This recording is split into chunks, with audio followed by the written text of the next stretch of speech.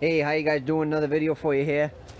It's November 8th, 2019. It's cold out. About 33 degrees today. We've been working in conditions here.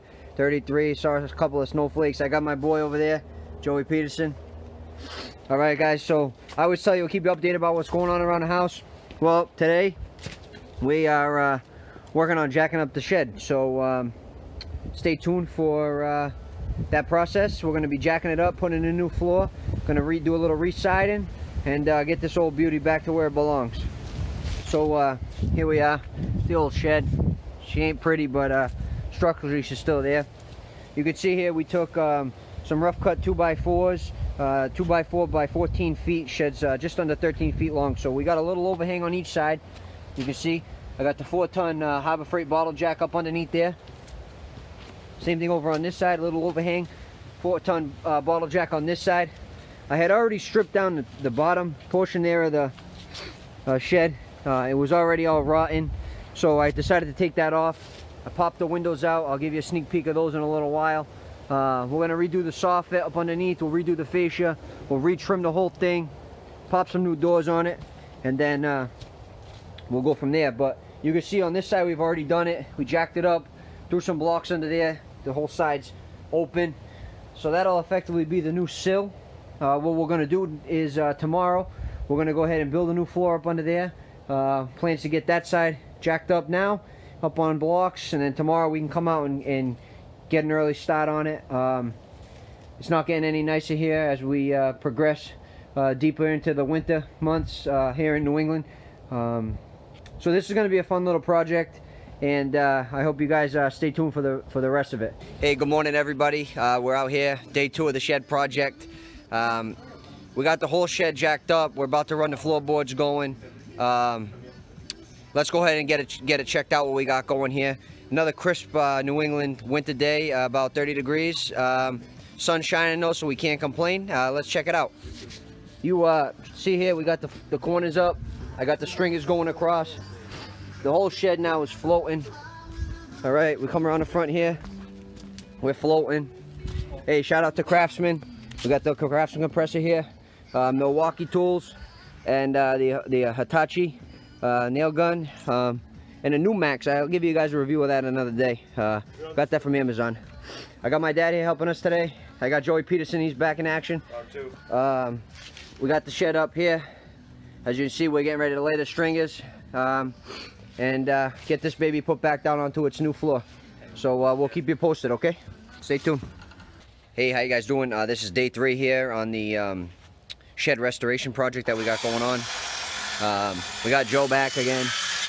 Joey Peterson there cutting some boards this morning. So let me give you a little insight what happened yesterday. I don't know if you can remember. Yesterday we did the floor. We got it up, put new rafters, got a new floor. See the door here, I had to make the door a little bigger because we lost some headspace on the floor. So we got the floor, went in yesterday. It's mint. Today we're working on bringing up the siding to meet the other siding. We went horizontally, as you can see here, to make that detail of horizontal boards that'll meet the vertical boards. It'll give it that skirt appearance without us having to reside the whole building. It was just a way to save a little bit of time and a little bit of money. More cost effective, and for the majority of those boards up top, they're still in good condition. Some of them over there, as you can see, we'll end up changing those out at some point, but for now we're gonna let them be. We got the windows in here, and we'll see how it goes. Hey, how you guys doing? We're back here to work on the shed. It's been a week now. Did some things on during the week after work. A couple days off here. The weather wasn't that great, so it's Saturday. Let's get an update on the shed. You can see, look at that mountain of snow. Woo! Nah, I'm just kidding. Sawdust. Milling our own boards here. We were milling so we could get that look going. So what we did here, we did the board and batten. New batten on old board, excuse me. We ran a chair rail along the edge to kind of give it a detail. I'm not going to do the battens on the bottom. Instead, what I'm going to do is I have some, oh, come over here. I have some small strips. you know, some leftovers, things that we were off the table saw that we had ripped. I'm actually going to go ahead and I'll take you inside. I'm going to fit those inside and stop it from draft from coming in that way, just to keep the look. Sometimes when you run battens horizontally, they get kind of wobbly, and it allows ice and snow to be able to build up. As it is, you can see here, I got a gap. So what I'm going to do is I'm actually going to silicone that. For those wondering how to do this themselves, I just wanted to make a little, you know, keep this kind of instructional. So you can see the fascia board up there. Instead of doing a soffit traditional, I just took cut-off scrap boards that I had and stuffed them up to the roof line in between all the rafters. You might say, oh, you know, that's kind of tacky, doesn't seem like the right way to do it. But when you look back from over here, you can't see it. To me, it just seemed better to do that. So that way, if you can think about it, there wouldn't be the soffit like normal to allow things to come in from the roof side, from inside the building up under that. I'm just trying to eliminate as much space as I can for any creatures that might want to try to take up residence here. So let's take you over to this side. I believe before there was no doors, so what we've done is ahead and I made doors. So to make your doors when you're doing a shed project like this, what I did is I took the 2x4s and I capped them. So I put a top piece and a bottom piece and then my long boards. What that did was allow me to drive the nails down and hold a little bit better, I think. By putting that piece across the middle, helped the door remain stable from wiggling. And then what I did, these rough cut pine boards I've been using for everything, that actually helped hold the door square. Key thing when you're trying to build a door in the opening like this is you want to be loose on top and bottom, as well as left to right when the door's closed, so that way, you know, you have that room for the door to swing. So you can see we got a nice swing here. There's no rub up on the top there. I went ahead and rebuilt the header to pick the door up a little bit. And then a cool little detail. I know you guys remember we were jacking up on this 2x4 right here. So what happened was that created a gap.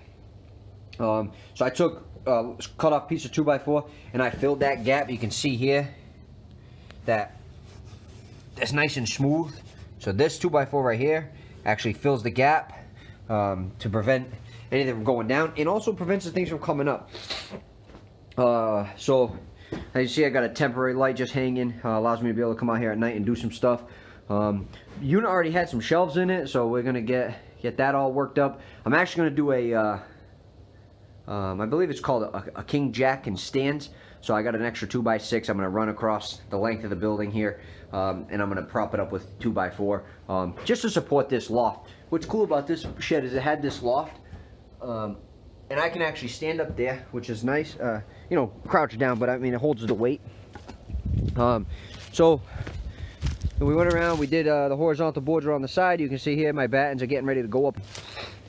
Looking at the front here, I still got to put the battens on that top section, but I did something cool for my wife. She, you know, likes that farm look, so I went back to a traditional style, what would have been called the crow's bill. You can see it sticking out there. That's an extra 2x6 I had.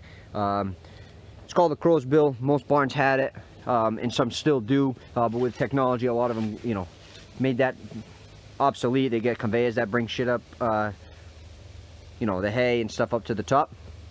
But that's going to get a pulley on it with a rope, and it's just going to be for look. You know, I can hang on that, so if I need to pull something up to that loft, I'll be able to use it. But if not, that opening's there. I got that door on the ground over there,